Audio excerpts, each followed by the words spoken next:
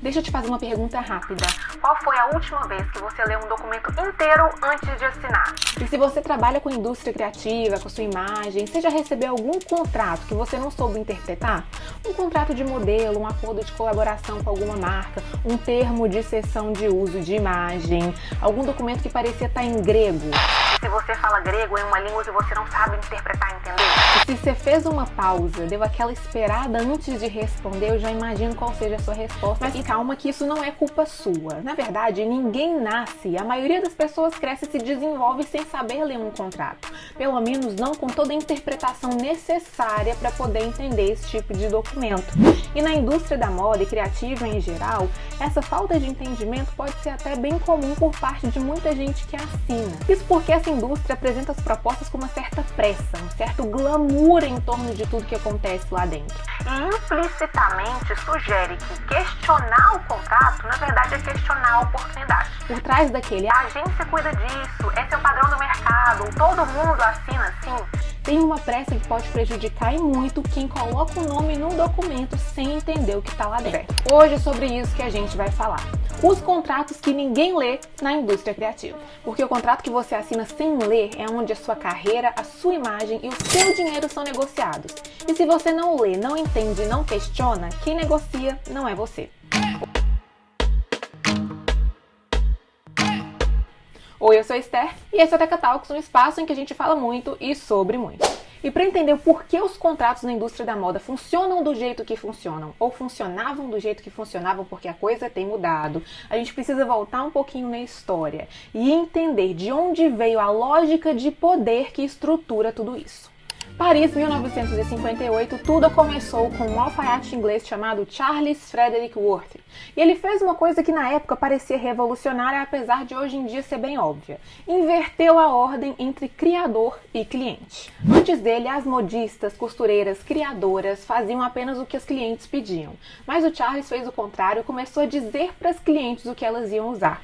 Com isso, ele começou a transformar a figura do estilista, tirando ele de uma faceta de prestador de serviço apenas e transformando o estilista em uma verdadeira autoridade. Foi esse gesto que fundou a alta costura, porque o Charles Frederick Worth é conhecido como o pai da alta costura. Tem um vídeo meu, ele é antigo, acho que é de 2021 ou 2022, tá no meu Instagram, porque na época eu só postava lá. Ele tá bem completo porque eu conto a história da alta costura toda, como ela surgiu, quais são os requisitos, quais são as marcas consideradas de alta costura ou não hoje em dia, enfim. Modéstia à parte, esse vídeo tá bem bom. Vou tentar trazer ele pra cá ou gravar de novo, atualizar, vou ver o que eu vou fazer. Mas voltando, o Charles Frederick Worth com isso fundou o conceito de alta costura, mas fundou também uma estrutura de poder assimétrica que atravessa a indústria da moda até os dias de hoje. Alguém cria, dita e detém a imagem simbólica, enquanto outras pessoas executam, aparecem e reproduzem. E geralmente tudo isso fica cristalizado em documentos que colocam cada parte no seu lugar. Aí estão os contratos. No século XX, quando começaram a surgir os contratos de licenciamento de marca, por volta dos anos 50 e 60, quando Dior e Balenciaga começaram a licenciar a produção de perfumes e acessórios afins, a estrutura contratual da moda ganhou muita complexidade, porque a imagem deixou de ser uma consequência e passou a ser o produto em si. E quando a gente fala de imagem como produto, soa bastante recente e familiar, né? Pois é, a gente chegou na era dos influenciadores. E de acordo com uma pesquisa da McKinsey, realizada em 2023, naquele ano, o marketing de influência a nível global movimentou cerca de 21 bilhões de dólares. Isso é mais que o PIB de vários países. E foi-se o tempo em que esse mercado funcionava sem estrutura, de um jeito desorganizado e amador. Hoje em dia tem negociação para todo lado e nas negociações estão presentes os contratos, que apesar de garantirem sim uma certa segurança para as partes, também podem representar um perigo muito grande se quem assina não sabe o que está assinando. E para entender o motivo disso, agora a gente vai entrar um pouco no direito, mas sem juridiquês, prometo. Quando a gente fala de um contrato, a gente fala, no conceito geral, de um acordo entre as partes. E esse acordo é registrado em um documento que contém cláusulas. Cláusulas que às vezes têm parágrafos, ponto 1, ponto 2, enfim. Essas cláusulas definem ponto a ponto como esse acordo vai ser concretizado. Se a gente está falando aí de uma obrigação de fazer, como a coisa vai ser feita. Se a gente está falando de uma obrigação de dar coisa certa, como é que essa tradição, a entrega dessa coisa vai acontecer. E por aí vai. Existem vários tipos de contrato, então são muitos conceitos, mas no geral, um contrato é um acordo entre as partes. E agora a gente vai desmembrar as cláusulas que mais aparecem em contratos na indústria criativa e que também podem causar mais dano se não forem compreendidas, negociadas ou se forem ignoradas. Vem! A primeira cláusula, que é muito comum, é a de cessão de direito de imagem. Aqui no Brasil, o direito de imagem é protegido pelo artigo 20 do Código Civil e de um jeito mais amplo pela Constituição Federal de 88, no seu artigo 5º, inciso 10. Toda essa proteção transforma o direito de imagem em um direito personalíssimo. O que isso quer dizer? Ele é seu, só seu e inalienável, mas você pode ceder o uso da sua imagem, total ou parcialmente, temporariamente ou permanentemente, ou você pode ceder esse uso de forma onerosa e recebendo por isso ou gratuita. Vai de você. O que você quer fazer com a sua imagem? Decida. E o primeiro perigo mora aí, porque muitos contratos pedem uma cessão ampla e irrestrita de direitos de imagem, sem delimitar prazo, sem delimitar território e também sem delimitar finalidade. Isso quer dizer que a marca vai poder usar a sua imagem pelo tempo que ela quiser, onde ela quiser e para divulgar o que ela quiser. E o perigo está aí justamente porque pode resultar em campanhas que você nunca aprovou, sobre projetos que você nunca endossou, em contextos que podem prejudicar a sua reputação.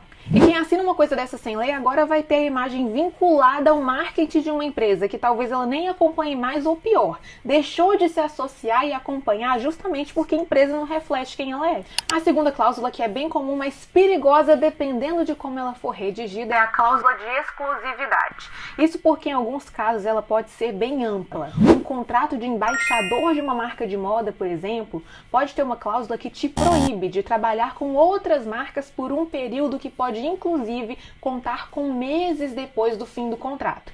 Esse tipo de cláusula é conhecida como cláusula de não competição, não concorrência ou não compete pós-contratual.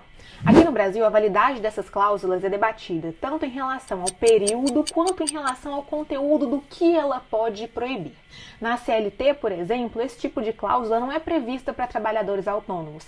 Isso aí vai criando uma zona cinzenta jurídica para quem se depara com uma cláusula desse jeito em algum contrato, mas não tem um advogado, enfim, não tem alguém para instruir como interpretar e entender o que está escrito ali. A terceira cláusula é a de propriedade sobre o conteúdo produzido. Se você criou algum conteúdo em colaboração com uma marca, seja uma foto, um vídeo, um texto, de quem é esse conteúdo? E é o contrato que vai dizer. Em alguns contratos de influência, todo o conteúdo produzido durante a vigência da parceria pertence à marca. E isso inclui a narrativa, o estilo de apresentação, a forma de edição. Você pode construir uma linguagem inteira, mas se tiver isso nessa cláusula, que o conteúdo produzido pertence à marca, o conteúdo não vai ser seu. A propriedade sobre tudo isso vai ser da empresa que te contratou. E nesse caso, a analogia com a indústria fonográfica da música é muito precisa. E a gente pode citar o caso da Taylor Swift como um exemplo famoso, que jogou no ventilador toda aquela confusão, a disputa que ela teve pelos direitos sobre as suas próprias músicas. Com a indústria da moda, a estrutura é idêntica, mesmo que isso aconteça de um jeito mais silencioso. Porque nesse caso, a marca captura o ativo intelectual do autor no contrato e não no produto. E na verdade isso tudo faz parte de um sistema cultural, não é só desinformação jurídica. O filósofo francês Guy Debord, no livro A Sociedade do Espetáculo, de 1967, que é uma obra muito conhecida inclusive, diz que no capitalismo avançado a vida social se organiza em forma de representações. Isso quer dizer que as imagens substituem a experiência direta das coisas. É como se a coisa fosse o seguinte: aparecer é existir. E quando aparecer a moeda, qualquer contrato que garanta essa aparição parece valer a pena, independentemente dos termos. E a indústria da moda se aproveita muito disso e ela opera exatamente dessa forma. Isso porque a oportunidade de aparecer e estar na vitrine, literal ou metaforicamente, é apresentada como sendo tão valiosa, uma coisa tão importante e única, que qualquer tipo de questionamento é visto como ingratidão ou amadorismo. Isso ninguém quer, né? Uma pessoa ingrata não consegue mais trabalhos. Uma pessoa amadora sequer é contratada para um primeiro. Mas isso não é acidente, é toda uma estrutura construída para justamente evitar questionamentos. Mas sabe uma coisa que é muito curiosa? De acordo com uma pesquisa feita em 2023, 70% dos criadores de conteúdo nunca negociaram os termos de contrato. Mas, dentre os que negociaram, 80% deles conseguiram condições muito melhores do que as que foram propostas originalmente. Isso quer dizer que o contrato padrão, ele não é um ponto final. Ele, na verdade, é uma vírgula. dois pontos, reticências, enfim, abre espaço para uma continuação. E com isso a gente entende também que negociar é absurdamente importante. E eu tô aprendendo a fazer isso agora, porque no direito, meu bem, se você quer advogar, se você não sabe negociar, você é engolido. E eu não quero ser engolida, eu não vou ser engolida. Não mesmo. E agora, com todas essas informações, sabendo desse sistema de pesos e contrapesos que funcionam num contrato, você vai se atentar a algumas coisas a partir de agora. Primeiro de tudo, você vai ler o contrato inteiro. Eu sei que parece muito óbvio, mas o óbvio também precisa ser dito. Se você não entendeu alguma cláusula, alguma frase que seja, pergunte e não assine até entender. Sabe por quê? O não entendi é uma resposta legítima, não é sinal de incompetência não, tá? Principalmente quando você está comprometendo o uso da sua imagem, das suas criações e possivelmente da sua reputação também. Segundo ponto, negocie os elementos críticos. Não tem aquelas cláusulas que a gente falou que podem dar muita dor de cabeça se passarem batidas, forem ignoradas ou se a gente não entender muito bem o que elas querem dizer? Pois é, delas mesmas que a gente está falando, elas mesmas que têm que ser bem negociadas. Isso porque se a gente está falando aí de uma cessão de uso de imagem, por quanto tempo essa imagem vai ser cedida, em que território ela vai ser utilizada e para qual finalidade? Quando o conteúdo for publicado, tem uma cláusula de aprovação prévia do conteúdo para você saber muito bem que mensagem vai ser transmitida usando a sua imagem? Tem uma cláusula de exclusividade? Cláusula de não competição pós-contratual? Se tiver, é muito importante delimitar o tempo e o escopo, porque a pessoa não pode ser proibida de trabalhar para sempre com outras marcas, ou fazendo um certo tipo de propaganda, enfim, um certo tipo de conteúdo, só porque ela trabalhou uma vez com uma marca específica, entendeu?